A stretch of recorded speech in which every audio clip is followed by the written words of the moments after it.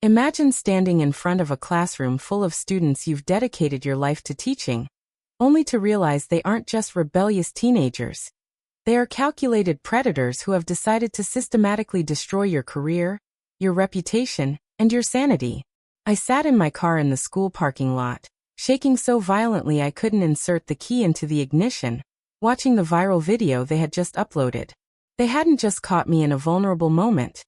They had edited the footage to make it look like I was physically threatening a student.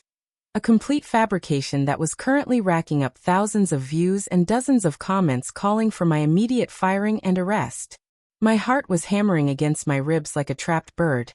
And in that moment of absolute despair, a cold, hard switch flipped inside my brain. I had spent 6 months playing by the rules, documenting their behavior, and pleading with the administration for help, only to be told to build better relationships with my tormentors. Well, the relationship building was over, and the war had officially begun. Was I wrong for what I did next, or would you have burned it all down too? Tell me if you think I crossed the line, because by the time I was finished with them, their lives would never be the same. To understand how I got to that breaking point, you have to understand the environment of Oak Ridge High.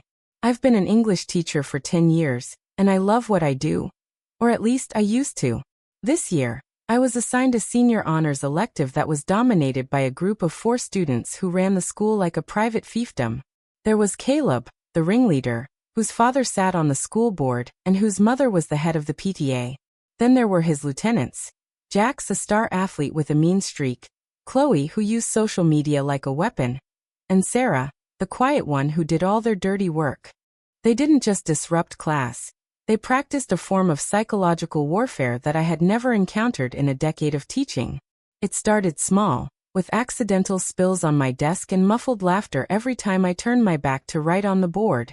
I tried the standard pedagogical approaches. I had private conversations with them, I called their parents, and I referred them to the dean. But at Oak Ridge, money speaks louder than merit. Caleb's father essentially told me that if his son was bored in my class, it was a reflection of my poor teaching style, not his son's character. The administration, terrified of losing the funding and political support Caleb's family provided, told me to find a way to engage them. This lack of support was blood in the water for these kids. They knew I was unprotected, and that's when the war on Mr. Harrison truly began. The daily routine became a gauntlet of microaggressions. Caleb would sit in the front row, staring at me with a smirk that dared me to discipline him.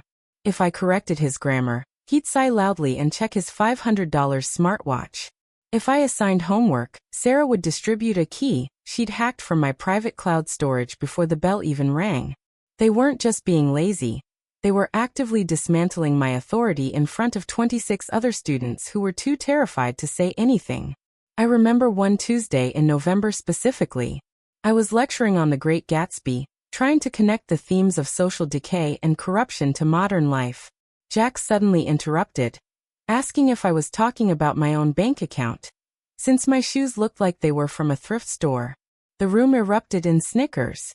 I felt the heat rise in my neck, but I stayed professional. I told him to stay after class, but he just laughed, stood up, and walked out without a word. When I reported the incident, the principal told me I needed to develop more thick skin if I wanted to survive in a high-performance district. The institutional gaslighting was almost as bad as the bullying itself. It made me question my own competence. Maybe I was the problem? Maybe I had lost my touch? I spent nights rereading my old evaluations, looking for a sign that I was still a good teacher, while the Oak Ridge 4 were busy planning their next move. As the weeks dragged on, the harassment became more sophisticated. I'd walk into my classroom to find missing person posters with my face on them, implying that the real Mr. Harrison had been replaced by a loser. I'd find salt poured into my coffee mug, or my tires partially deflated just enough to make the drive home dangerous, but not impossible. Every time I reached out for help, I was met with a wall of bureaucratic indifference. The principal, Mr. Sterling, would just look at me over his spectacles and remind me that Caleb's father was very concerned about the morale in the senior class. It was a threat, plain and simple. I started recording everything in a black leather journal. The dates, the times, the specific insults. I thought that if I just had enough data, the truth would eventually win. I didn't realize that in a world built on influence, data is useless without a megaphone. My mental health was cratering. I'd wake up at 3 a.m. with my heart racing, mentally rehearsing arguments I knew I would never win. I felt like I was being haunted in my own workspace, a ghost in a room full of people who wanted me gone. They started a dedicated burn page on Instagram specifically to mock me. They would take photos of me while I was eating lunch in the break room or walking to my car, adding captions that questioned my hygiene, my clothes, and even my sexuality. I reported the page to the school, but because it was created on a private device off campus, they claimed their hands were tied. Emboldened, the group escalated. During a Socratic seminar, Chloe tripped and dumped a full latte onto my laptop, destroying years of lesson plans and personal photos. When I gasped in frustration, Jack stood up and accused me of using a slur against her. The class went silent. I had never said anything of the sort, but the seed was planted. They started a rumor that I was unstable and biased against female students. I felt like I was drowning in a sea of lies, and every time I tried to swim to the surface, they pushed my head back under. The stress began to take a physical toll. I stopped sleeping, my hair started thinning, and I dreaded every single morning. I felt like a shell of the person I used to be. Then came the final straw, the glitch incident. They had managed to install a remote access software on my classroom computer. While I was projecting a presentation on Shakespeare, they took control of the screen and navigated to a series of highly inappropriate, graphic websites. The students gasped, some laughed, and others immediately pulled out their phones to record. I scrambled to turn off the projector, but the damage was done. Within an hour, the video of Mr. Harrison's search history was everywhere. I was placed on administrative leave the next day. As I walked out of the school with my belongings in a cardboard box, I saw Caleb and his friends standing by the gate, smirking. Caleb actually blew me a kiss. That was the moment the sadness turned into a white-hot, cold-blooded rage. They thought they had won. They thought they had deleted me from the system. What they didn't realize is that while they were busy playing influencers, I had spent 10 years learning how to research, how to document, and how to find the cracks in any narrative. I wasn't just a teacher anymore. I was a man with nothing left to lose. And that made me the most dangerous person in their lives. During my leave, I didn't just sit in the dark. I turned my guest bedroom into a war room. I knew I couldn't trust the school's IT department. They were under the thumb of the administration. So I used my savings to hire a private digital forensic specialist, a guy named Marcus who had spent a decade in cyber intelligence. Marcus didn't just find the software, he found the handshake logs. Every time they accessed my computer, it logged an ID. He traced that ID back to a high-end Alienware laptop that had been registered on the school's Wi-Fi. It belonged to Jack's. But the rabbit hole went deeper. Because they were arrogant, they had used the school's cloud network to share evidence of their exploits. Marcus found a folder titled Project Harrison in Sarah's shared drive. It contained every edited video, every script for their burn page posts, and most importantly, a detailed log of how they had bribed a younger student to lie about me in the cafeteria. My blood turned to ice as I read through it. They had a point system for every time they made me visibly upset. Making me cry was worth 50 points. Getting me fired was the grand prize. But I needed more than just cyber evidence. I needed character witnesses. I started reaching out to the invisible students, the ones Caleb and his crew had walked over for years. It took time to build their trust. I met them in coffee shops outside the district, promising them total anonymity. One girl, a brilliant student named Maya, broke down in tears as she told me how Chloe had spent 3 years systematically destroying her self-esteem, leading to a suicide attempt that the school had swept under the rug because Chloe's parents donated a new scoreboard to the stadium. Another boy, a quiet kid named Leo, showed me proof that Jax had been physically bullying him in the locker rooms, and that the coaches had seen it and looked the other way. I realized then that I wasn't just fighting for my career. I was fighting for the soul of this school. These kids were monsters because the adults in their lives had taught them that consequences were only for the poor and the powerless. I spent my week of administrative leave not crying, but calculating. I knew that fighting them through the school board was a losing battle, because of Caleb's father. I had to go outside the system. I began by looking into the burn page from a different angle. Since they had blocked me, I created a fake persona, a disgruntled cool former student named Tyler, and managed to get accepted into their private group chats. What I found in those chats was a goldmine of systemic bullying, not just of me, but of dozens of other students and even faculty members. They talked about cheating on their SATs using a paid service out of a local tutoring center. They shared photos of stolen chemistry lab equipment they'd taken for the thrill. And most importantly, they had a long, detailed thread about how they were going to frame me for the glitch incident to get me fired before the end of the semester. They even joked about how Caleb's dad would make sure the investigation was handled quietly. They were so confident in their invincibility that they had documented their own crimes in high definition. I also discovered their financial hub.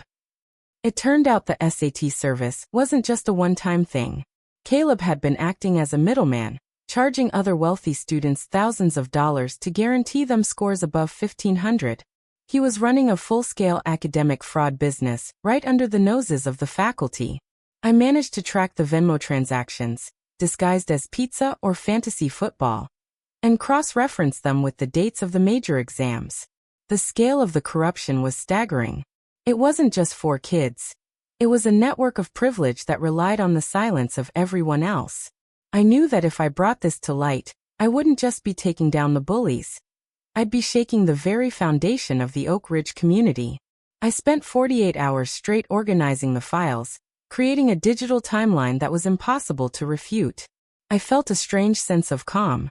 The anxiety that had plagued me for months was replaced by a singular, sharp purpose. So that's where I was. I had the evidence that could potentially clear my name, but I also had the power to completely dismantle their futures. I was sitting on a mountain of proof that showed these honor students were actually running a cheating ring and a harassment campaign that would get them expelled and possibly face legal charges. I had to decide. Do I just take this to the principal and hope they do the right thing? Or do I orchestrate a downfall so public and so absolute that they would never be able to bully anyone ever again? Before I tell you how the final confrontation went down and the gift I prepared for their graduation ceremony, I want you to pause. Go down to the comments right now and tell me. If you had the evidence to ruin the lives of the people who tried to ruin yours, would you show mercy, or would you go for the jugular? I really want to know what you would have done in my shoes. The opportunity for my response came sooner than expected. The school board scheduled a public hearing to decide my employment status. They wanted to make an example of me to appease the angry parents Caleb's mother had stirred up. They invited the public, thinking it would be a slam-dunk case to restore the school's image. Little did they know, I had been busy with more than just digital forensics. I had reached out to 3 former teachers who had left Oak Ridge in the last 2 years. All of them had stories about the Oak Ridge 4, and all of them had been silenced by the board. I recorded their testimonies. I also contacted the local news station's investigative reporter, handing over a teaser of the SAT cheating ring story. The night before the hearing, I sent a BCC email to the principal, the superintendent, every member of the school board, and the reporter. The subject line was simply, "The truth about the Oak Ridge 4." In that email, I didn't just defend myself. I attached the forensic report proving Jax's laptop was the source of the glitch, screenshots of the group chats discussing the SAT cheating, and a video testimony from a younger student who had been bullied into silence by Chloe. But I saved the best for the hearing itself. When I walked into that room, the air was thick with smug satisfaction. Caleb's father was sitting there looking like a king on a throne, whispering to the board president. The principal started the meeting by listing the evidence against me, playing a heavily edited version of the video where I supposedly threatened a student. When it was my turn to speak, I didn't beg for my job. I didn't apologize.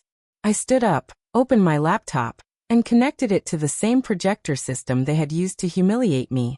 I started by showing the original, unedited footage of the threat incident. It clearly showed Caleb throwing a heavy textbook at my head and me merely holding up my hands to block it, saying, "Stop this right now." The gasp in the room was audible. Then, I played a recording I had captured via the Burn Page group chat. It was a voice memo Caleb had sent to the group the night I was put on leave. In it, he was laughing about how easy I was to break and bragged about how his dad had the board in his pocket, so they could do whatever they wanted. The room transformed from a trial into a crime scene. I didn't stop. I pulled up the Venmo logs and the SAT score correlations. I showed the board members their own signatures on reports that had dismissed previous complaints against these students. I made it clear that I wasn't just documenting student behavior. I was documenting the board's complicity. You didn't just let these kids bully a teacher, I said, my voice resonating in the hushed chamber. You subsidized their cruelty with your silence. You traded the safety of your students for the approval of a few wealthy donors. The silence in the room was deafening. Caleb's father went pale, then red, then a sickly shade of gray. I then presented the SAT cheating evidence. Because the school received federal funding, cheating on standardized tests wasn't just a school matter. It was a legal and ethical disaster for the district. I showed the bank transfers Sarah had made to the tutor, who provided the stolen answers. I looked the superintendent in the eye and said, I am not here to save my job. I am here to inform you that if the proper disciplinary actions, expulsion and a formal report to the college board, are not taken against these 4 students by the end of business tomorrow, this entire folder will be released to every university they've applied to, along with a lawsuit against the district for gross negligence and emotional distress. I could see the sweat on the principal's forehead.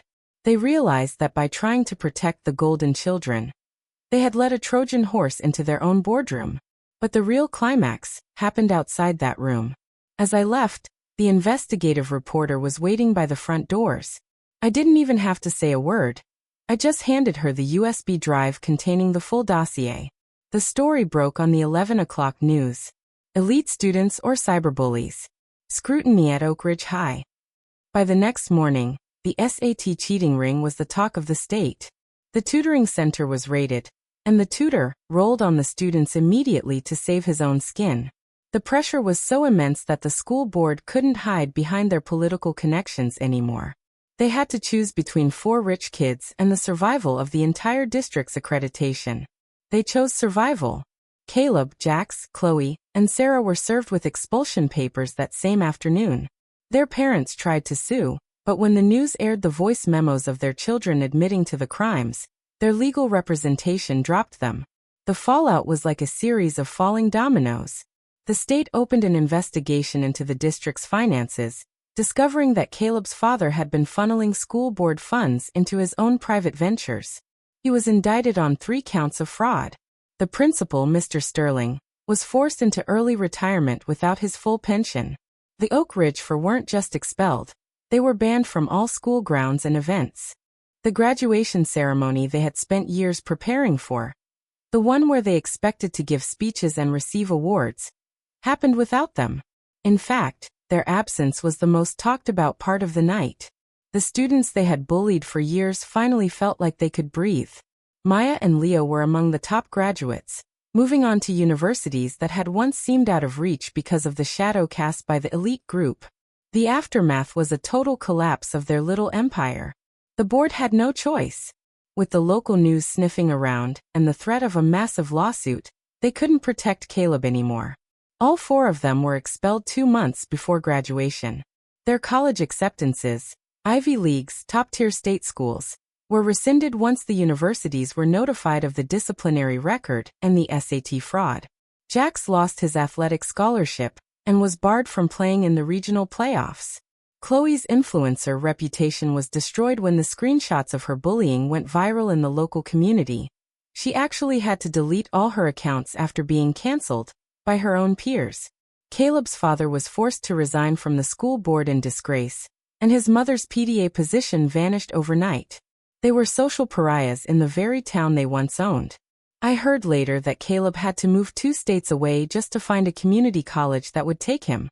The invincibility they had felt in the hallways of Oak Ridge High turned out to be a fragile glass house. And I was the one who threw the first stone. As for me, I didn't go back to Oak Ridge. Even after they offered to reinstate me with a formal apology and a raise, I declined.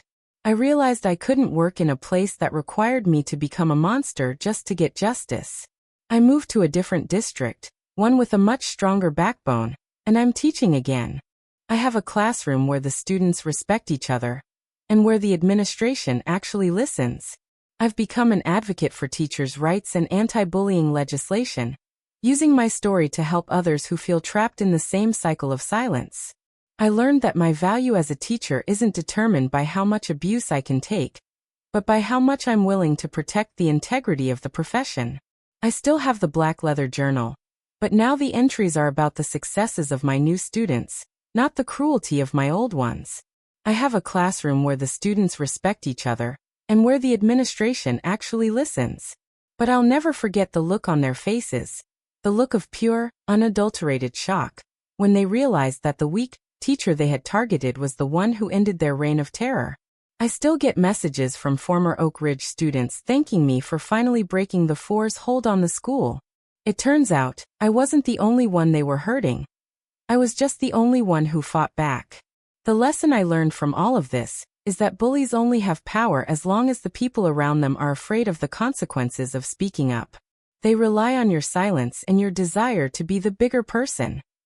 Once you stop caring about playing nice with people who are actively trying to destroy you, the game changes completely. It wasn't about revenge for me, it was about accountability. They thought they were untouchable because of who their parents were, but at the end of the day, no amount of money can erase a digital footprint of malice.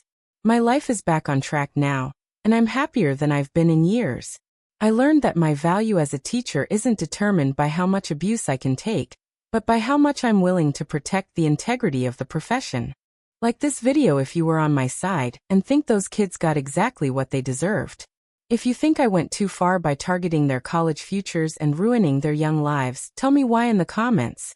I'm curious to see if anyone thinks they deserved a second chance after what they put me through. Don't forget to subscribe for more stories about people finally standing up for themselves and winning. Share your final thoughts on this whole mess below, and I'll see you all in the next story.